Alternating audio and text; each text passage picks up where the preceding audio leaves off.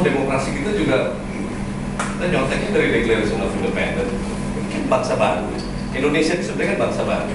Dan Indonesian itu kan sebenarnya kan Brother New, sebuah komunitas abstrak ya, si Ben Anderson kan bilang, komunitas abstrak yang nggak jelas juntrungannya sebenarnya. Dan memang harus disusun pelan-pelan gitu. Dan membutuhkan beberapa orang yang punya imajinasi untuk bisa menemukan apa sebenarnya yang namanya Indonesia. Jadi kalau bangunan-bangunan, kalau kita lihat kasat mata, sudah pasti yang bisa jadi tolok ukur karya-karya Silaban salah satunya. Mungkin kita bisa refer itu seperti bangunan fasis di Mussolini ya, atau di Brasilia, kan di Meyer. Dan saya rasa bisa dirujuk ke sana. Tapi begitu dia rumah tinggal atau yang skalanya lebih domestik, kita bisa lihat Istana Tampak Siring. Istana Tampak Siring itu didesain kombinasi antara Soekarno, Sudarsono, dan Silaban. Itu kita bisa lihat bagaimana Bung Karno mau menunjukkan ada akar arsitektur, kita mau sebut arsitektur tradisional atau arsitektur Indis barangkali karena dia lahir di dalam dunia Indis. Dia kuliah di Bandung, berarti dia lihat gedung sate, dia lihat Aula Barat ITB. Tampak Siring itu overstack-nya kalau nggak salah hampir 3 meter. Dengan atap sirap ya, dengan atap sirap. Bung Karno pernah merancang juga satu masjid di Bengkulu, kemiringan atapnya mungkin lebih dari 45 derajat ya, karena dia pakai seng.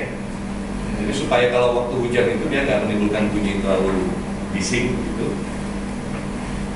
Arsitektur Bung Karno kalau skalanya skala domestik sudah pasti arsitektur atap ya, pasti. Tapi begitu bangunan-bangunan besar, dia sukanya atap datar gitu. Misalnya Gedung Pola, terus MBAU yang di Pancoran, yang dekat Tugu. Bahkan kalau membangun tugu-tugu, karena Bung Karno tuh paling senang sama roundabout, entah kenapa gitu. Salah satu raja roundabout di Indonesia ya Bung Karno, mulai dari Palangkaraya sampai di Jakarta. Bikin bundaran, dulu ada bundaran Cawang, Selipi, Pancoran, bundaran HI, bundaran Senayan, bundaran Kebayoran, semua bundaran. Mungkin juga karena hasil jalan-jalan dia ke Eropa ya. Senang sekali lihat bagaimana sebuah parade gitu ya, traffic itu berparade sebagai bagian dari panorama kota gitu. Ini nggak terlalu suka sama traffic light. Jadi yang diinginkan oleh Bung Karno sebenarnya sebuah upaya membangun Indonesia dalam nuansa modern gitu. Dia nggak mau kembali ke masa lalu sebenarnya. Bahkan dia paling benci dengan masa lalu. Masa lalu itu jelas penting sebagai orientasi, ya, gitu. Tapi nggak dipuja-puja. Bung Karno mengatakan waktu membangun Istiqlal itu dia bilang gini, saya mengagumi Borobudur, tapi saya juga pengen bikin Borobudur juga buat generasi hari ini. Jadi bikin Istiqlal. Karena generasi ini pun harus bisa diingat oleh generasi yang akan datang gitu loh. Jadi dia ingin mengatakan bahwa bangsa Indonesia hari ini harus bisa meninggalkan sebuah warisan untuk generasi yang akan datang gitu. Jangan bikin bangunan untuk cuma buat besok gitu loh. Maksudnya besok tuh cuma buat 5 tahun gitu, cuma buat 10 tahun gitu. Ya ini kan bagian dari megalomanianya Firaun kalau mau disebut, atau Nero atau Caesar, membangun yang abadi. Saya rasa orang mau jadi arsitek itu juga karena tergila-gila pada keabadian. Ingin kalau dia mati bangunannya dikenang gitu. Saya rasa kalau dibuka itu semua hati jantungnya para arsitek itu, ya minimal kalau saya mati orang tahu itu karya saya. Nah keabadian itu juga obsesi semua orang lewat caranya masing-masing. Dan arsitektur yang paling mendapatkan tempat yang paling mungkin relatif lebih mudah gitu. Sialnya adalah di Indonesia kritik arsitektur nggak jalan, sehingga ini orang nggak kenal. Dan di zaman Belanda dulu kalau ada bangunan dibuat, perencanaannya dapat plakat. Sekarang kalau masang plakat, saya nggak tahu siapa arsitek yang sekarang masang plakat di bangunan karyanya. Harus minta izin dulu sama orang. Jadi problemnya adalah arsitektur jelas buat keabadian. Jelas ego arsiteknya lah udah pasti lah. Karena Romawan juga waktu itu bilang kalau arsitek gak punya ego ya jangan jadi arsitek, jadi juru gambar aja. Nah, Bung Karno merasa bahwa dengan nation and character building ini dia ingin meningkatkan derajat bangsanya gitu. Walaupun mungkin cuma lewat bentuk ya, tapi demikian yang terjadi di Brasilia, demikianlah yang terjadi di India waktu Nehru memutuskan membuat ibu kota baru Chandigarh, itu juga a brave new world, melihat ke depan gitu loh. Sama seperti Bangladesh manggil Luikan bikin gedung parlemennya, itu a brave new world gitu. Itu masa-masa yang mungkin dibilangnya heroik dan kelihatannya hari ini jadi bukan disebut lebay ya. Tapi yang terjadi hari ini apa? Misalnya heroisme ketika Bung Karno memutuskan kita jadi tuan rumah Asian Games. Tahun 62 Indonesia diputuskan tahun 58 jadi tuan rumah Asian Games. Can you imagine? 58 itu baru 13 tahun merdeka. Dan resminya malah baru 8 tahun merdeka kalau dihitungnya dari Jakarta, karena Jogja 45 sampai 49 itu ada di Jogja. Hari gini kita nggak bisa loh jadi tuan rumah Asian Games. Sekarang ini kita nggak bisa jadi tuan rumah Asian Games. Si game aja ngutang. Memang kemudian problemnya adalah gila, hari gini kita udah dari tahun 62 udah jalan 50 tahun lewat. Asian Games nggak pernah mampir di sini. Padahal waktu itu lewat Asian Games lahirlah tuh yang namanya Suyudi, Atelirna, dan whole the gang, karena semua kerja praktek di proyek itu, termasuk juga gedung MPR akhirnya. Tapi hari ini project cuma proyek gitu, dia nggak punya nuansa pembinaan, prestise sebangsa, hambalang, coba bayangin. Bukannya bikin kebanggaan malah nista kan? Proyek-proyek pada masa itu memang kelihatannya mercusuar, seperti juga selalu di tulisan banyak itu mercusuar. Pada masa itu saya rasa mungkin benar juga, orang masih miskin, kenapa bikin gedung besar-besar? Tapi the point adalah apa? Gedung-gedung itu bertahan sampai hari ini. Jadi legacy gitu loh. Dan arsiteknya kalau ditanya bangganya bukan main, tanya sama keluarga Silaman. Dia sampai 7 turunan akan ingat tuh, itu karya kakek buyut, itu karya canggah gitu kan. Nah, udah juga gitu, nanti kalau udah meninggal, museum. Ini. Jadi keabadian itu udah paling nomor satu lah buat arsitek, makanya semua orang pada pengen jadi arsitek. Tapi persoalannya di Indonesia, arsitek tidak banyak ditulis dalam sejarah Indonesia. Makanya buku ini sebenarnya, seperti juga Winston Churchill pernah bilang, kalau mau diingat oleh sejarah, tulis sejarahmu sendiri. Karena jangan harapkan orang lain nulis. Itu yang terjadi dengan Ami. Ami nunggu-nunggu gitu waktu jadi arsitek. Wah, dunia arsitek itu kok gak ada tulisan ya, yang ada report di majalah konstruksi waktu itu. Ada juga majalah asli tapi lebay gitu kan. Terus tiba-tiba daripada nunggu, ya udah kalau kita tulis sejarah kita sendiri. Waktu disebut Ami itu pun juga diantara kita juga ribut itu. Kok kita pakai nama Indonesia, kan kita anak Jakarta, paling Banten Bandung. Tapi persoalannya adalah bukan mau sombong gitu. Karena terbukti nama itu juga jadi penting buat daya tarik gitu ya. Kalau arsitek muda Jakarta kan agak ya ya kan kesannya lokal banget gitu loh. Bahwa nanti di Surabaya bikin juga arsitek sangat muda Indonesia, ya silakan juga. Yang penting persoalannya bukan soal namanya juga ya, mungkin inisiatif dan berani. Dan waktu itu juga lagi-lagi seperti juga Soekarno, dia bilang ya kalau bukan saya yang mulai itu siapa? Masa menunggu Godot datang? Makanya Pak Han juga waktu ditanya ke-Indonesiaan yang menjawab tadi pertanyaannya. Kemudian Pak Han salah satu juga menjawabnya dengan mural sebenarnya. Salah satu ciri Indonesianya Bung Karno adalah kalaupun itu bangunan modern, buat dong sebuah dekor ke-Indonesiaan, mural yang muncul. Jadi kalau lihat di Hotel Indonesia, di Ambarukmo, di Pelabuhan Ratu, dan di Sanur kalau masih ada, dan sebagian besar gedung-gedung yang dirancang zaman Bung Karno, mural itu jadi salah satu penyelamat sebenarnya untuk menunjukkan ke-Indonesiaan. Bukan dekor yang murahan juga.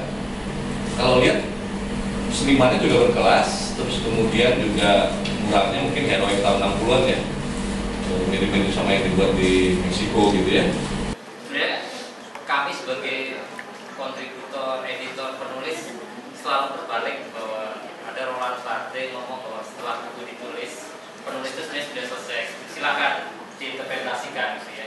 Jadi kalaupun saya menjawab, jangan dianggap sebagai pembenaran dari buku. Kan ini udah apapun interpretasi Anda silakan.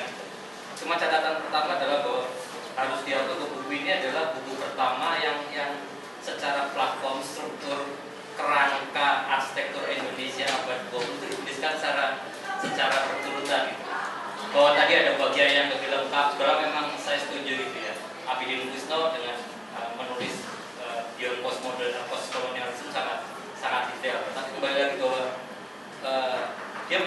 post kolonialnya saja gitu. Itu pun post kolonial dalam arti lebih ke zaman Orde Baru gitu. Yang di akhir dia belum. Tapi saya setuju bahwa Abidin menulis mungkin jauh lebih baik daripada kami dengan segala waktu dan kesempatan dia di doktoral disertasi dia gitu. Tapi saya sendiri sangat sampai sekarang dengan segala kelemahan, karena buku ini sebenarnya semacam sedikit representasi dari apa yang pernah saya lakukan, kenekatan saya waktu menulis penggenerasian arsitektur di Indonesia di buku AMI yang pertama. Itu buku atau tulisan pertama yang menyebut nama-nama arsitek secara runtut, karena sebelum itu sudah tidak pernah ada. Walaupun mungkin banyak kosongnya, banyak bolong, tapi itu pertama kali saya mencoba menulis bahwa generasi pertama arsitektur Indonesia siapa aja namanya, generasi kedua siapa, generasi ketiga siapa. Bahkan dalam penutup buku itu saya tulis bahwa setelah ini tulislah monograf.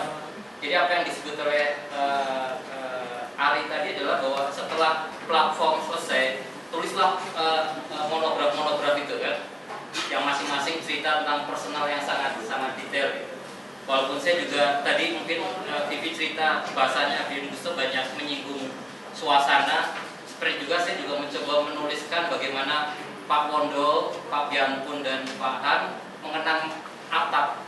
Mereka mengenang dengan perjalanan summer, musim panas, perjalanan ke Skandinavia. Mereka pakai sewa VW kombi bersama dengan mereka. Kemudian karena kita tahu pada saat musim panas sangat menyenangkan di Skandinavia ya, selama Skandinavia mereka masak di luar, berbagi, menceritakan bahwa Pak Han itu sangat pintar memasak. Di situ saya merasa bahwa kedekatan mereka terbentuk karena persekongkolan positif itu gitu. Jadi menurut saya persekongkolan positif inilah yang menurut saya dari atap, Athena, AMI, kemudian Young Architect menjadi bara dalam saya agak-agak lebih dengan bahasa sastra. Jadi semacam pemicu dari keberanian kita bereksplorasi tentang arsitektur. Ya, jadi saya juga sadar waktu kenapa mereka memilih perjalanannya ke Skandinavia bukan ke Eropa Barat dan Prancis, Italia. Mereka menjawab bahwa itu udah pas gitu, bahwa arsitektur klasik bagi mereka, Pak Wondo, Pak Han, itu udah selesai gitu, biasa gitu. Mereka pengen ke Skandinavia mendapatkan sisi baru tentang arsitektur modern yang berbeda dengan Jerman dan Belanda gitu. Itu menurut saya bagi saya sangat menarik sekali. Kemudian belakangan Pak Han di wawancara di Kompas mengatakan bahwa mendapatkan 3 hal dalam perjalanan dia. Detail dia dapatkan di Belanda karena dia pada saat itu tidak menarik sama sekali arsitekturnya sampai tahun 60-an. Kemudian dia perjalanan ke Skandinavia mendapatkan relasi antara modernis yang naturalis yang terkait dengan alam. Ya, yang ketiga dia mendapatkan teori-teori besar waktu dia sekolah di Jerman. Jadi kalau baca buku ini ada beberapa hal yang ya mungkin nggak selengkap itu gitu. Seperti juga pengakuan AMI tentang ada inner circle, itu bagi saya juga sangat menarik gitu kan. Itu menggambarkan kalau Sony Sutanto mengatakan AMI itu seperti kristal yang ada satu grup di Inggris, kristal C ya. Kalau si Apep mengatakan ini tim X, tim 10 gitu yang melawan Siam seperti AMI melawan IAI pada masa itu. Jadi menurut saya ini jadi menarik gitu. Kalau memang tadi pertentangan selalu klasik adalah arsitek yang berprofesi senang dengan karya mereka kan, karena menarik ini kan teori aja nggak menarik kan gambar-gambar yang kayak bukunya Hilda Akmal penuh dengan foto dan penjelasan. Ruang ini sangat menyenangkan, ada bingkai, suasana, transparansi, cahaya gitu, sangat menyenangkan dengan foto-foto yang menarik gitu. Tapi bisa juga bahwa buku ini memancing kita untuk semacam mendebatkan posisi kita seperti apa sekarang. Saya merasa bahwa hal ini menjadi penting adalah kalau kita melihat bienal terakhir di Venesia, ketika Amerika dan Jepang berbeda sama sekali dengan arsitek-arsitek dari Eropa. Arsitek Eropa dengan Belanda, Inggris, kemudian Denmark itu tampil dengan kegilaan kan, di macam-macam itu. Tapi Aztec Amerika, Jepang, mereka membawa semangat yang berbeda. Aztec Amerika membawa community architecture. Mereka mengatakan dekade ini Amerika penuh dengan perang, penuh dengan tornado, penuh dengan banjir, sehingga arsitek harus kembali lagi berkontribusi terhadap masalah yang dihadapi bersama. Jadi buku ini semacam mengajak kita untuk kembali lagi, Paus, bener nggak ya model Ars Deli yang keren kita terusin nggak gitu ya? Atau kita lebih mungkin sejenak melihat kondisi kita ke depan seperti apa? Saya kira pembelaan dalam tanda kutip saya seperti itu. Ya,